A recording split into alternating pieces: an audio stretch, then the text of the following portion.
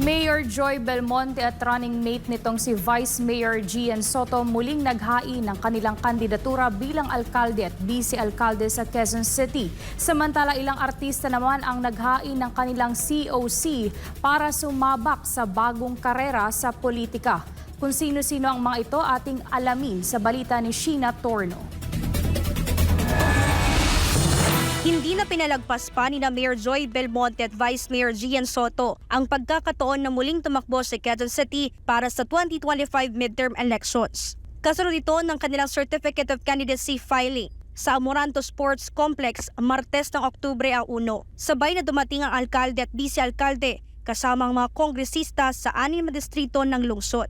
Bilang suporta ay sumama sa paghahain ng kandidatura ni Mayor Joy ang kanyang ama na si dating House Speaker na si Feliciano Sonny Belmonte. Habang kasama naman ni Vice Mayor Gian ang kanyang ama na si dating Senate President Vicente Tito Soto III at ang kanyang may bahay na si Joy Soto. Sakali raw palarin ani Mayor Joy, nais daw niyang maipagpatuloy ang lahat ng kanyang priority programs. Key priorities, same social services, health, shelter, environment. Siyempre, hindi nawawala yan.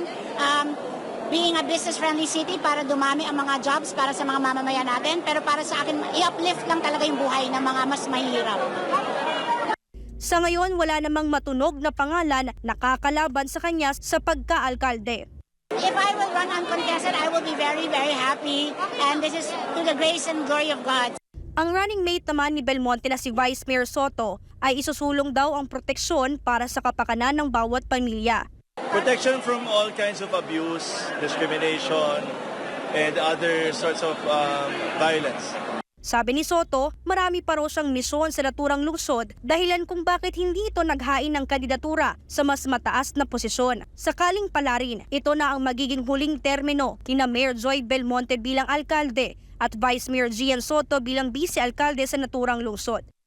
Sabay-sabay namang itinaas sina Mayor Joy at Vice Mayor Gian ang mga kamay ng mga konsehal na re-electione sa ilalim ng serbisyo ng Bayan Party. Gaya na lamang ng pamangkin nitong si Mikey Belmonte na incumbent konsehal ng 2nd District at Alfred Vargas ng 5th District ng Quezon City. May mga first-timer o bagong pasok sa politika sa oras na palarin, kagaya na lamang ni 1st District Councilor Gabriel Atayde, na pinsan naman ni incumbent 1st District Representative Arjo Atayde.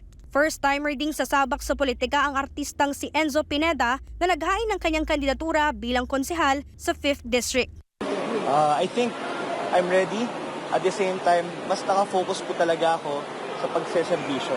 So I know this is a very big responsibility. This is different from showbiz, but I know the responsibility, the things that I have to do. And tingin ko, ready po ako, magserbisyo po para po sa bayan. Bukas ang Amoranto Sports Complex para sa nais maghain ng kanilang kandidatura sa anumang posisyon hanggang sa Oktubre 8 ng taon. Para sa Diyos at sa Pilipinas kong mahal, ito si Sheena Torno, SMNI News.